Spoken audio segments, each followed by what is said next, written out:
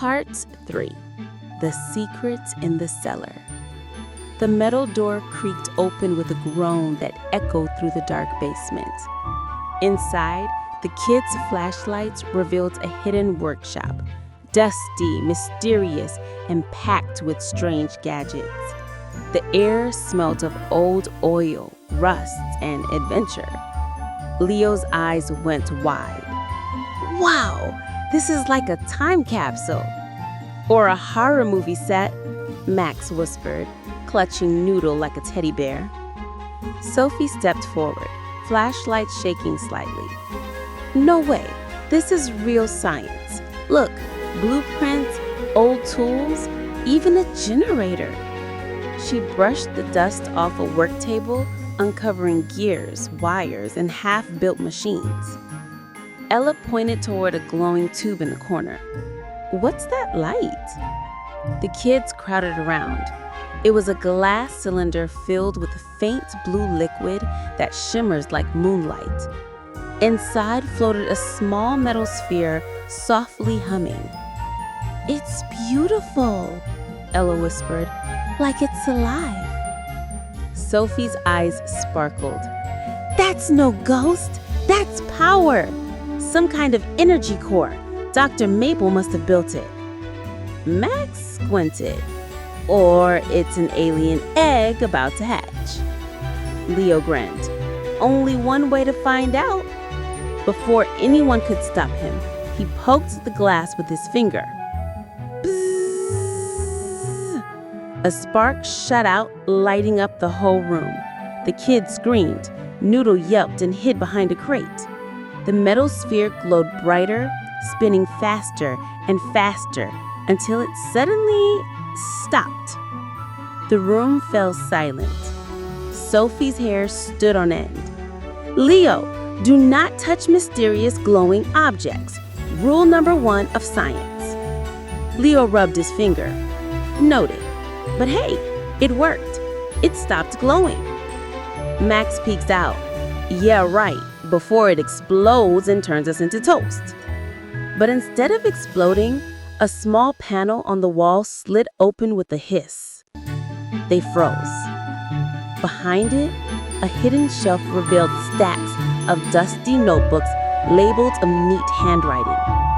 Dr. Edwin Maple, Experiments and Inventions. Sophie gasped. These are priceless. He recorded everything. Leo opened one carefully. Inside were sketches of strange machines, notes about wireless power, and a map of Maplewood with strange symbols drawn around the edges. Ella leaned closer. Look, he circled the mansion, the library, and the school? Why would an inventor care about our school? Max asked. Unless it's built on an ancient burial ground of ghost robots. Sophie ignored him, flipping through pages. According to this, Dr. Maple was trying to build something called the Eternal Engine.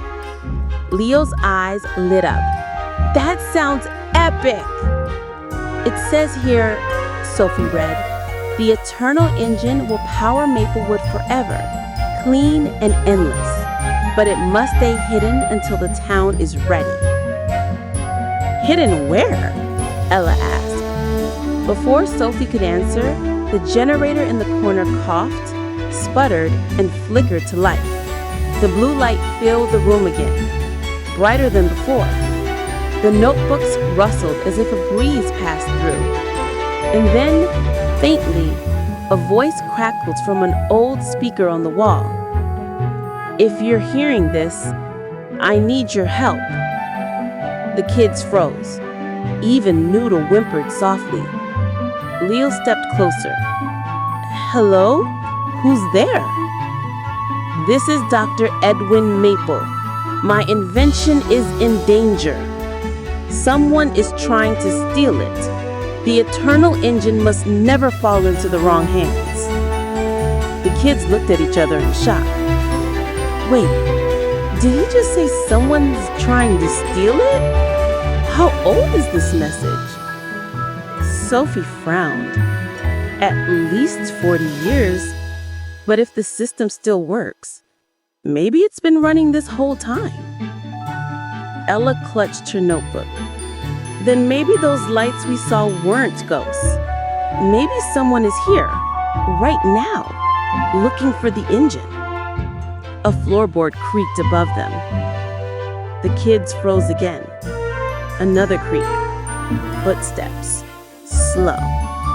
Heavy. Leos whispered, "We're not alone." Noodle growled softly, his ears flat. Max's voice cracked. "Okay, team meeting suggestion. Maybe we don't die in a basement today." Sophie grabbed her backpack. "Lights off, now." They clicked off their flashlights just as a faint beam of light swept across the room from the stairs. Shadows danced on the walls. Someone was coming down. The kids ducked behind a workbench, holding their breath. Noodle stayed perfectly still, except for his wagging tail, which Ella gently held down. The footsteps reached the bottom. A man's voice muttered, "I heard something down here." Leo's heart pounded. The flashlight beam moved closer. For a second, it landed on the open notebooks.